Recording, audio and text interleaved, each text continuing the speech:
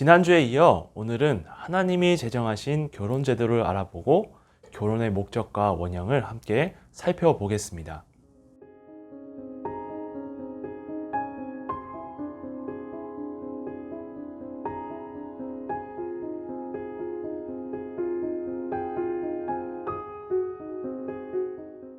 말씀과 같이 하나님이 제정하신 결혼 제도는 하나님 안에서 만난 남녀가 결혼을 해서 둘이 합하여 한 몸을 이루는 것입니다. 이것은 결혼의 우선적인 목적이기도 하죠. 또한 부부가 하나 되는 것을 몸뿐만 아니라 마음과 뜻도 하나됨을 의미합니다. 즉 하나님 안에서 일심동체를 이루어야 하는 것입니다. 사소한 의견까지 같아야 된다고 말하는 것이 아닙니다. 부부가 함께할 인생의 큰 그림을 볼 때 삶의 의미와 목적이 그리스도라는 맥락으로 상통해야 한다는 것이죠. 그렇다면 신자인 부부가 함께 추구할 삶의 목적은 무엇이 되어야 할까요? 그건 바로 하나님의 영광을 나타내는 삶입니다. 그런데 부부가 세상적인 가치관과 성경적인 가치관으로 삶의 목적을 달리한다면 서로 동상이몽의 관계가 되고 둘 사이엔 영적 전쟁이 끊이지 않을 것입니다. 그래서 성경은 배우자의 유일한 조건으로 신자와 결혼하라 합니다. 왜 그럴까요? 신자인 부부가 함께 하나님 중심의 가치관을 가지고 말씀에 합당한 일심동체를 이루며 사는 것이 하나님이 만드신 결혼 제도에 적합하기 때문입니다. 부부가 함께 추구해야 할 두 번째 삶의 목적은 관계의 우선순위를 바로 세우는 것입니다. 결혼 전에는 우리가 부모님과 가장 친밀한 관계를 맺었다면 결혼 후에는 부모로부터 육체뿐 아니라 정신적으로도 독립을 해서 남편과 아내가 서로에게 가장 우선이 되어야 합니다. 부모나 자녀, 친구 등 이 세상 그 어떤 사이보다도 부부 사이가 가장 친밀해야 하는 것입니다. 결혼의 목적 세 번째는 부부의 연합을 통해 삼위 하나님의 연합이 얼마나 위대하고 영광스러운지를 보여주는 것입니다. 성부, 성자, 성령 하나님은 개별적인 인격을 가지면서도 본질상으로는 동일하신 한 하나님으로서 완벽한 하나됨의 연합을 보여주십니다. 하나님은 우리에게도 결혼을 통해 성삼위 하나님의 친교와 연합을 체험토록 하셨습니다. 그런데 삼위 하나님 다음으로 완전한 연합 관계가 또 있습니다. 바로 하나님과 나와의 관계입니다.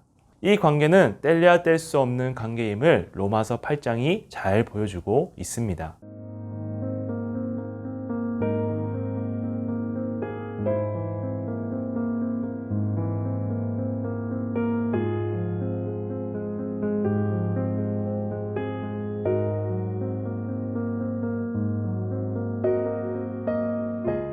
또한 구약 성경을 보면 하나님과 이스라엘 백성의 관계를 결혼 관계로 비유하고는 했는데요. 잠시 호세아 말씀을 볼까요?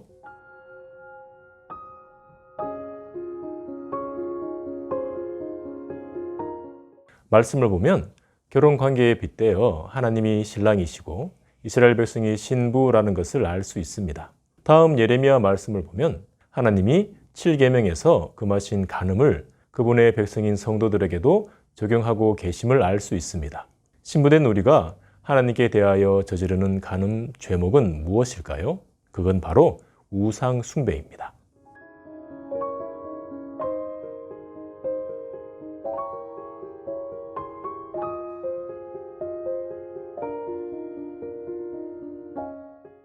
하나님께서는 하나님의 백성이 우상 숭배에 행한 것을 간음한 것이라고 말씀합니다.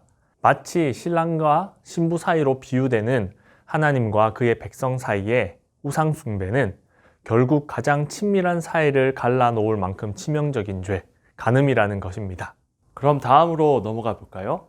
하나님과 나와의 관계는 신약시대에 와서 그리스도와 교회의 관계로 바뀝니다.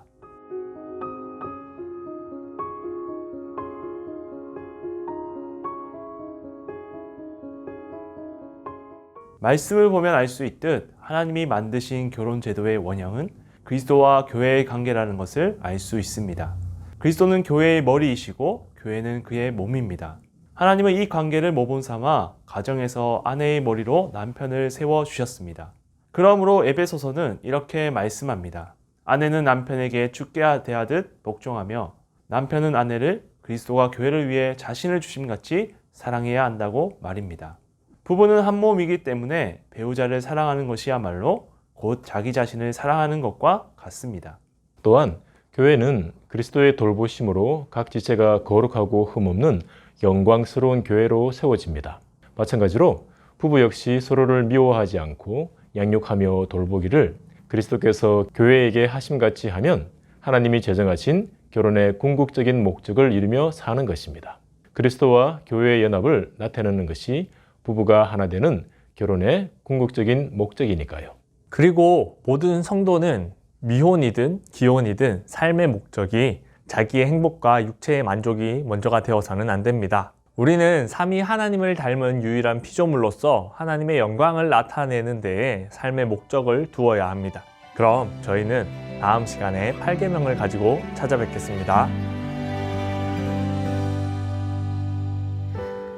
얼마나 기다렸던 오늘인지 내게 어떤 사람 허락하실지 매일 기도했죠.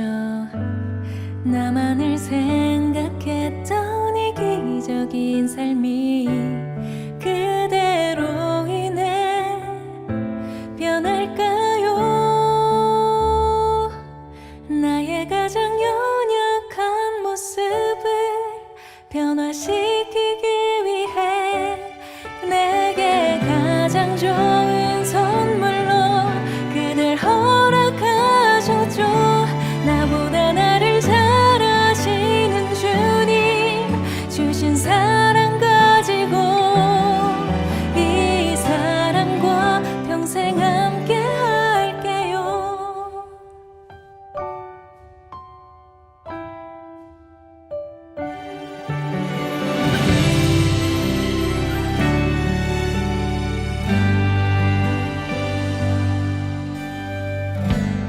이 시간 가만